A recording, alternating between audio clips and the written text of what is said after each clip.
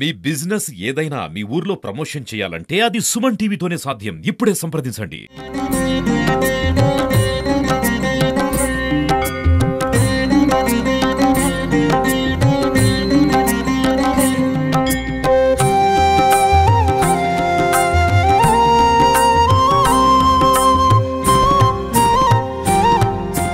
Welcome back to Suman TV. నేను మీ సుప్రసాద్.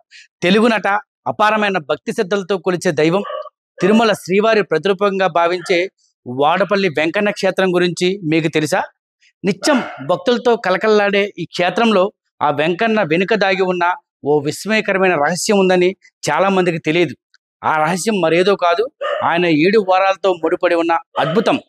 మరి ఈ 7 వారాల రహస్యం ఏమిటి? ఆ వెంకన్న మహత్యం వెనుక ఉన్న ఆ ఆసక్తికరమైన కథ ఏమిటో తెలుసుకుందాం రండి. వాడపల్లి వెంకన్న ఉమ్మడి తూర్పుగోదావరి జిల్లా వాడపల్లిలో కొలువై ఉన్న ఓ కలియుగ దైవం. తిరుమల శ్రీవారితో సమానంగా ఈ స్వామిని ఆరాధిస్తూ ఉంటారు భక్తులు. ఈ క్షేత్రంలో స్వామివారి దర్శనానికి వెళ్ళిన ప్రతి ఒక్కరికి ఒక విచిత్రమైన అనుభూతి కలుగుతుంది. అదేమిటంటే ఇక్కడ స్వామివారికి సంబంధించిన ప్రతి అంశం 7 వారాలతో ముడిపడి ఉంటుంది. 7 వరుసల మండపం. స్వామివారి ఆలయంలోకి ప్రవేశించిన వెంటనే కనిపించే మండపం 7 వరుసలతో నిర్మితమై ఉంటుంది. 7 మెట్ల ప్రదక్షిణ. ఆలయం చుట్టూ ప్రదక్షిణ చేయడానికి 7 మెట్లు ఉంటాయి. ఈ మెట్లు ఎక్కి దిగి ప్రదక్షిణ చేస్తే కోరిన కోరికలు నెరవేరుతాయని భక్తుల ప్రగాఢ విశ్వాసం. 7 నిత్య కైంకర్యాలు. ప్రతిరోజు స్వామివారికి 7 రకాల నిత్య కైంకర్యాలు జరుగుతూ ఉంటాయి. సుప్రభాతం నుండి రాత్రి పవలింప సేవ వరకు కూడా ప్రతి సేవకు ఒక నిర్దిష్టమైన సమయం, ప్రాముఖ్యత ఉంటాయి. 7 ఆవరణల ఆలయం. ఆలయ నిర్మాణం 7 ఆవరణలతో విస్తరించి ఉంటుంది. ప్రతి ఆవరణకు ఓ ప్రత్యేకత, ఓ పురాణ గాథ ఉంటాయి. అలాగే 7 కొండల ప్రతీక. వాడపల్లి వెంకన్న క్షేత్రాన్ని తిరుమల 7 కొండలకు ప్రతీకగా భావిస్తూ ఉంటారు.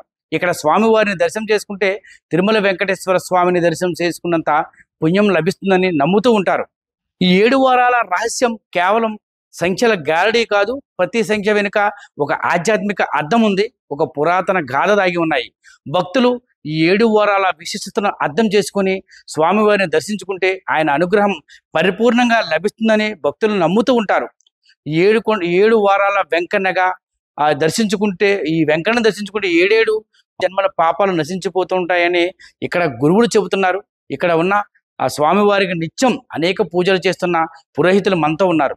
ఈ 7 వారాల వెంకన్న స్వామివారిని 7 ప్రదక్షిణల యొక్క రహస్యం ఏమిటనేది మనం అడిగి తెలుసుకుందాం రండి. వాడపల్లి సంస్థానే బ్రహ్మాండే నాస్తికించిన వెంకటేశ సమోదేవో నభూతో నభవిష్యతి. ఓం నమో వెంకటేశాయ. కోనసీమ తిరుమలగా ఖ్యాతిగాంచిన వాడపల్లి దివ్యక్షేత్రంలో ఎర్ర చందన స్వరూపులు వెలిసి ఉన్న శ్రీభూ సమేత శ్రీ వెంకటేశ్వర స్వామి వారు ఇక్కడ స్వయంభూగా వెలియడం జరిగింది. పూర్వం సనక సనందన మహర్షులందరూ కూడా తపమాచరించి శ్రీవారిని వేడుకోవడం జరుగుతుంది. కలియుగంలో ఈ యొక్క ధర్మం అంతరించిపోతున్నప్పుడు, అలాగే అచ్చాస్వరూపంగా తిరుమల క్షేత్రంలోను మరియు నౌకాపురం అనబడే ఈ యొక్క లక్ష్మీ క్రీడాస్థానమైనటువంటి వాడపల్లి దివ్యక్షేత్రంలోను చందన స్వరూపంగా, అజ్జా స్వరూపంగా వెలిసారని చెప్పి శ్రీవారు విన్నవించి చెప్పడం జరుగుతూ ఉంటుంది. తదుపరి ఈ యొక్క సనక సనందన మహర్షులందరూ కూడా ఈ గోదావరి పుట్టిన ప్రాంతమైన నాసికా త్రయంబకం వద్ద తపమాచరిస్తూ ఉండగా కొద్ది సంవత్సరాల తర్వాత స్వామి సాక్షాత్కరించడం జరుగుతుంది. ఇప్పుడు మనం ఏదైతే చూస్తున్నామో ఈ విగ్రహ రూపంలో, ఎర్రచందన రూపంలో స్వామి అక్కడ సాక్షాత్కరించడం జరుగుతుంది. అక్కడ వారందరూ కూడా తపమాచరిస్తూ ఆ యొక్క తప ఫలితాన్ని శ్రీవారికి ధారపోస్తూ అర్చనాది కైంకర్యాలను నిర్వర్తించుకుంటూ ఉండగా ఒకనొక సమయంలో, పుణ్య సమయంలో శ్రీవారి ఆజ్ఞ మేరకు ఆ యొక్క చందన వృక్ష పేటికలో స్వామి విగ్రహాన్ని, అమ్మవారి విగ్రహాన్ని కూడా గోదావరిలో వదిలేయడం జరుగుతుంది. అది కాలక్రమేణా నదీ గర్భాల్లో ఇక్కడ 1300 కిలోమీటర్లు ప్రయాణం చేసిన తర్వాత ఈ యొక్క వాడపల్లి క్షేత్రం చేరుకున్న పిదప ఇక్కడ నదీ గర్భంలో ఉండడం జరుగుతుంది. ఒకరోజు వృద్ధ బ్రాహ్మణుని కల్లో కనిపించే స్వామివారు ఇలా వాడపల్లి క్షేత్రాన్ని నేను వెలయడం జరుగుతున్నది. ధర్మాన్ని ఉద్ధరించే నిమిత్తంగా అత్యాస్వరూపంగా వెలుస్తూ ఉన్నానని చెప్పి స్వామి సంకేతం ఇవ్వడం జరుగుతుంది. మరునాడు గ్రామస్తులందరూ కూడా వెళ్ళి ఆ యొక్క ఇసుక తిన్నెలను అంతా కూడా వెతకడం జరుగుతుంది. కానీ ఆ రోజు ఎక్కడ కూడా లభించదు. అలా శ్రీవారిని ప్రార్థిస్తే అదే రోజు అపరాహ్న సమయంలో గరుడు పక్షి వాళ్తుంది. అక్కడ తవ్వి చూడమని చెప్పడం జరుగుతూ ఉంటుంది. ఆ మరునాడు ఈ సుచర్భూతులే ఈ యొక్క గౌతమి నది స్థానమచరించి ఆ యొక్క నదీ గర్భాన్ని చేరుకున్న తర్వాత గరుడ పక్షి వాలిన చోట తవ్వితే చెట్టు త్వరలో ఒక చందన వృక్ష పేటిక లభిస్తుంది. దాన్ని యోగ్యమైన శిల్పకారుల చేత తెరిపించిన తర్వాత నారద మహర్షి అందరూ కూడా మహర్షులు రావడం జరుగుతుంది.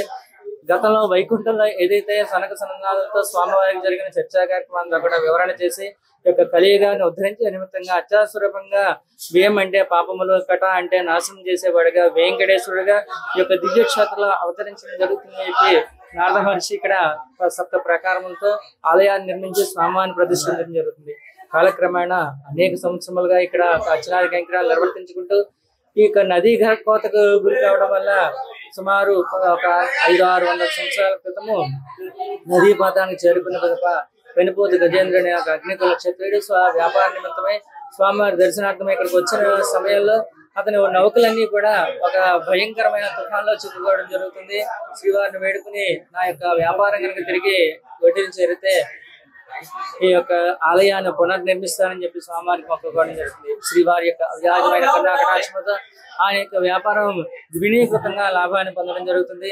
తదుపరి ఆయన అనుకున్న విధంగానే ఇప్పుడు ప్రస్తుతం మనం చూస్తూ ఉన్న ఈ ప్రదేశంలో ఆయన ఆలయాన్ని నిర్మించిన కాలక్రమేణా 7 వారములు 7 జన్మల పుణ్యఫలంగా ఒక నానుడి ప్రబలంగా స్వామివారి భక్తుల్లో నాటుకుని కలియుగంలో 7 శనివారములు కానీ లేదా 7 రోజులు కంటిన్యూగా స్వామివారిని దర్శనం చేసుకుంటూ అలాగే 7 ప్రదక్షిణలు ఆచరించి ధ్వజ సంబంధం దగ్గర నుంచి మొదలుపెట్టి 7 ప్రదక్షిణలు ఆచరించి స్వామివారిని దర్శనం చేసుకుంటూ అలాగే 7 వారములు అయిన పిదప శ్రీవారి యొక్క అర్చనాది కైంకర్యము అష్టోత్తర నామార్చన లేకపోతే ఈ యొక్క కళ్యాణ మహోత్సవాన్ని నిర్వర్తించుకుంటే వారి యొక్క ధర్మబద్ధమైన కోరికలన్నీ కూడా ఈడేరుతూ ఉన్నాయి.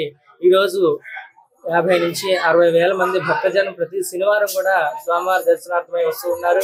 అలాగే ప్రతిరోజు కూడా సుమారు 10,000 మంది స్వామివారి దర్శనార్థమై వస్తూ వారి యొక్క కోరికలన్నీ కూడా తీర్చుకుంటూ స్వామి యొక్క అనుగ్రహాన్ని పరిపూర్ణంగా పొందుతూ ఉన్నారు. ఓం నమో వెంకటేశాయ.